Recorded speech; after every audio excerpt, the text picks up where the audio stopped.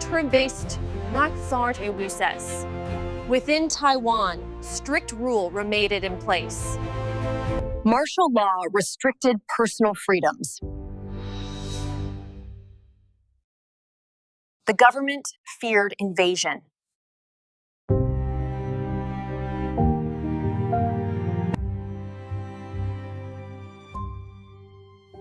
Political opposition was controlled and but of editorial prompts.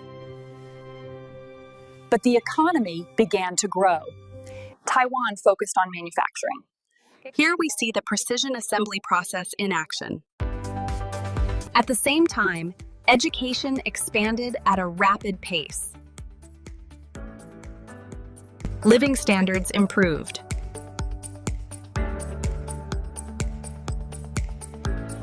A middle class emerged. Their vibrant daily lives formed the backbone of this new urban society. Taiwanese society began to change gradually. New ideas began spreading.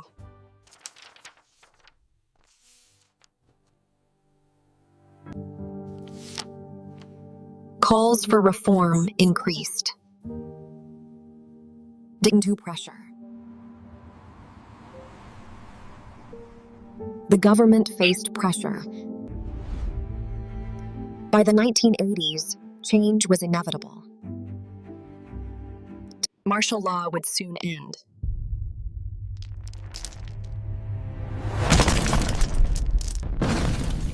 Taiwan prepared for democracy. These changes began to redefine Taiwan's identity.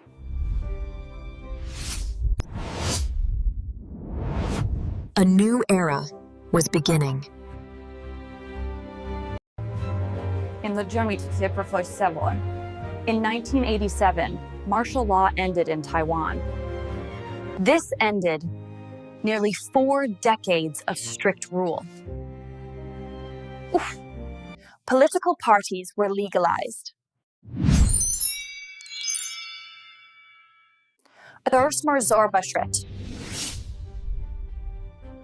Freedom of speech expanded.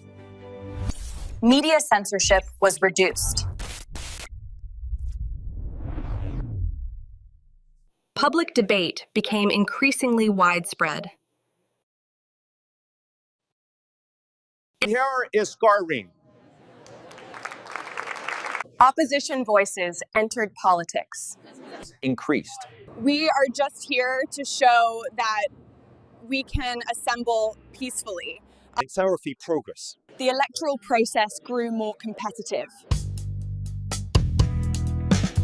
In 1996, Taiwan held its first direct presidential election. This was a major turning point.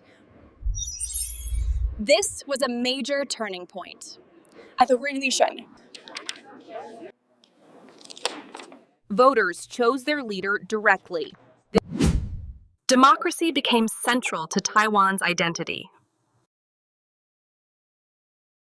Many Taiwanese felt distinct from mainland China. And says Terrestrial for.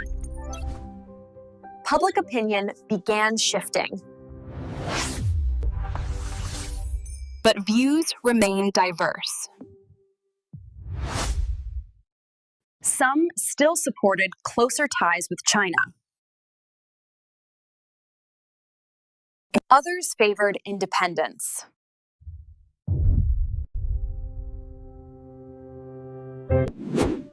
Most preferred the status quo. China watching listening. China watched these changes closely. Beijing saw democracy as a challenge, especially talk of independence. China restated its position, Taiwan was considered a core interest. Military pressure has increased. As you can see, these are non-combat military drills. Missile tests were conducted nearby.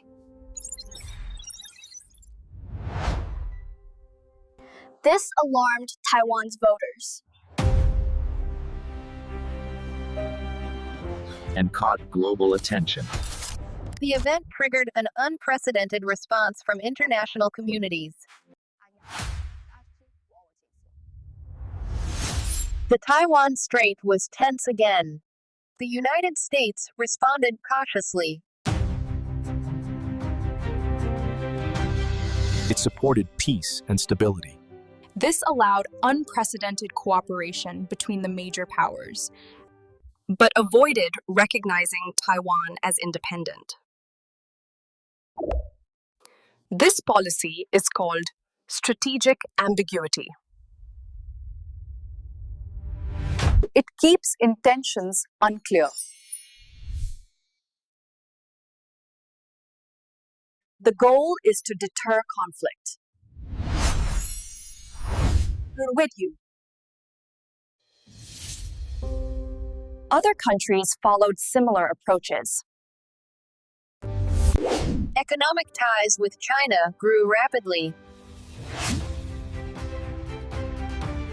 Taiwan also became a key trade partner.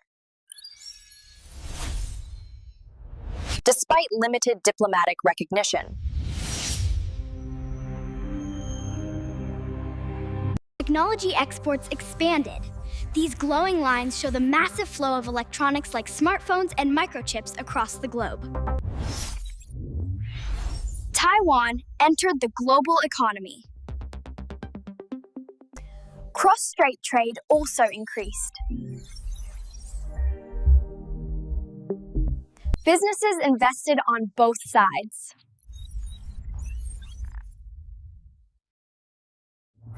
Economic ties did not resolve political differences. disagreements remained unresolved. But conflict was still avoided.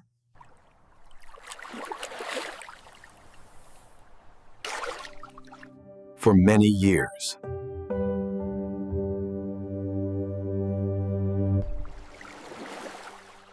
The 21st century brought new challenges.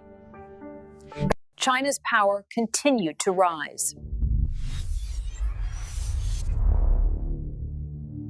Taiwan adjusted its defense strategy. Top of the way. Public debate intensified. Identity questions became central. Yes. It's about how we define ourselves based on these different aspects. By the 2000s, China had become a global power. And its economy grew rapidly.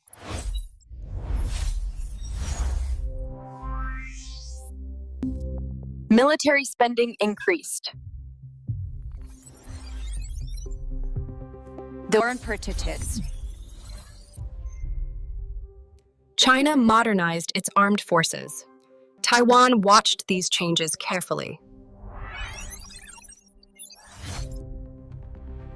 The power balance began shifting.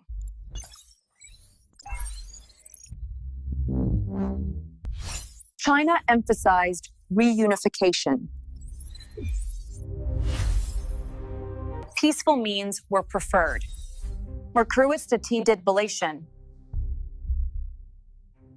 But force was not ruled out.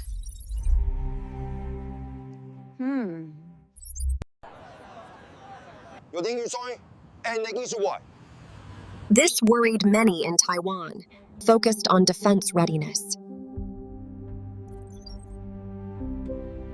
On readiness, military reforms were introduced.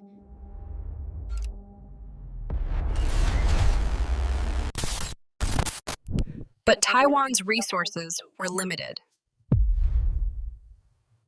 China's forces were much larger. Geography became crucial.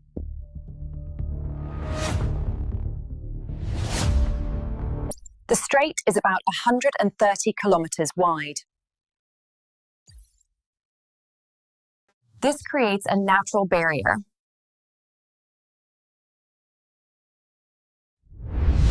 But also a strategic challenge. Technology began to play a key role.